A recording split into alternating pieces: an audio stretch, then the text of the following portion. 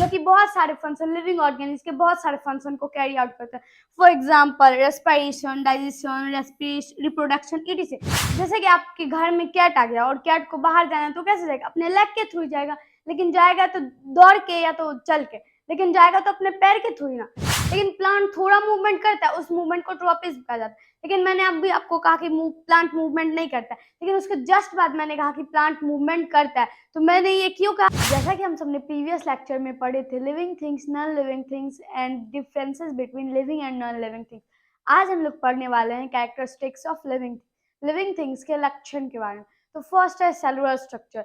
Living things के sales का structure कैसे होता है? तो लिविंग थिंग्स के सेलुलर स्ट्रक्चर में भी सेल्स के दो स्ट्रक्चर होते हैं। फर्स्ट यूनिसेलुलर है एंड सेकेंड मल्टी सेलुलर। तो चलिए देखते हैं यूनिसेलुलर के बारे में। Unicellular. Living things that have a single cell to carry out all function are known as single-celled or unicellular organisms. ऐसे लिविंग थिंग्स जिसके पास एक सेल होता है और उसी एक सेल से अपने लाइफ के पूरे फंक्शन को कैरी आउट करता है, उसे यूनिसेलुलर कहा जाता है। For example amoeba, euglena, paramecium E T C. ये सब जो है यूनिसेलुलर ऑर्गेनिज्म, ये सब सिर्फ सिंगल सेल से अपने लाइफ के पूरे फंक्शन को कैरी आउट करता है। ये सब सिंगल सेल से बना होता है। इसे हम लोग नेक्ड आई से नहीं देख सकते हैं, क्योंकि मैंने आपको पहले ही बता चुका है कि ये सब सिंगल सेल से बना हुआ है। लेकिन बात करें हम लोगों की, तो हम लोगों को नेक्ड आई से देखा जा सकता है, क्योंकि हम लोग बहुत सारे सेल से बनते हैं। लेकिन हाँ, यूनिसेलुलर को माइक्रोस्कोप के थ्रू देखा जा सकता है। नाउ अब हम लोग पढ़ेंगे मल्टी सेलुलर के बारे में।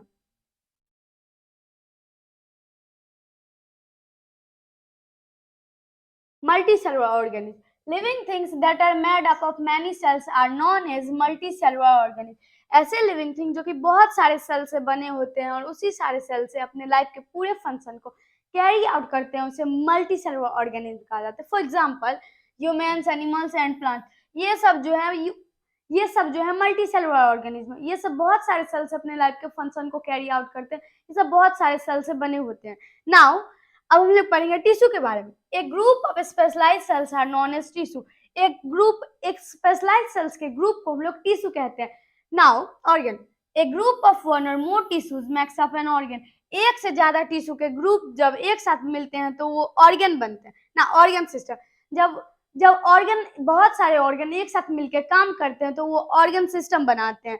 Organ works together to form an organ system which carry out various function of living organ, जो कि बहुत सारे फंक्शन लिविंग ऑर्गेनिज्म के बहुत सारे फंक्शन को कैरी आउट करता है।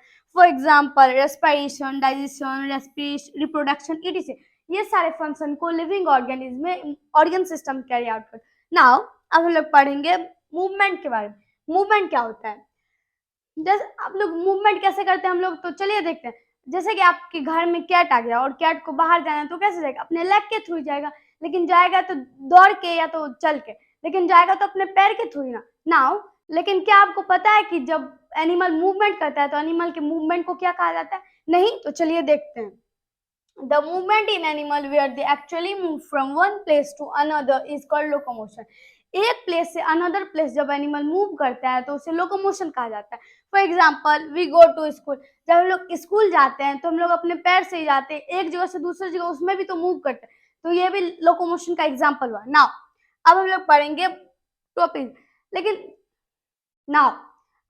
आप लोग जानते हैं कि प्लांट मूव करता है? क्या प्लांट मूव करता है? आप लोग प्लांट को मूव करते हुए नहीं देखते होंगे, क्योंकि प्लांट मूव करता ही नहीं है।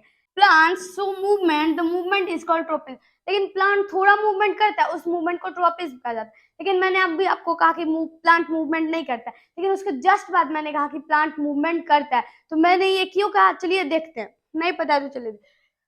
प्लांट जो है, जैसे कि आपने अपने आंगन में थोड़ी जगह में प्लांट लगाते हैं, लेकिन वो थोड़ी ही जगह में लगाते हैं। जब प्लांट बड़ा हो जाता है तो उसका जड़ बहुत दूर तक फैल जाता है और वो बहुत दूर तक चले जाता है, लेकिन उतना ही दूर में तो वो नहीं रहता है ना। जैसे कि आप फॉर एग्जाम्पल के बर्गर ट्री को ले लीजिए। बर्गर ट्री का जब आप पेड़ लगाइएगा तो थोड़ा ही दूर में लगाइएगा, लेकिन जब वो बड़ा हो जाता है उसका जड़ बहुत दूर तक फैल जाता है, तो वो उतना ही जगह में तो नहीं रहता, वो बहुत दूर तक चले जाता है। तो ये हुआ ट्रॉपिज्म। इससे हमें ये पता चलता है कि प्लांट मूव करता है, लेकिन हम लोग के इतना क्लियर मूव नहीं होता, उसका मूवमेंट नहीं होता। Now phototropism, the movement of plant in the direction of sun to capture as much as sunlight, this movement is called phototrophy। Plant के movement direction of sunlight, sunlight के direction में जब plant move करता है sunlight को capture करने के लिए, तो उसे फोटोट्रॉपिज्म कहा जाता है। Thank you. अब हम लोग अगले लेक्चर में पढ़ने वाले हैं प्लांट्स के बारे में और प्लांट्स के कैरेक्टरिस्टिक्स के बारे में, अदर कैरेक्टरिस्टिक्स। Thank you.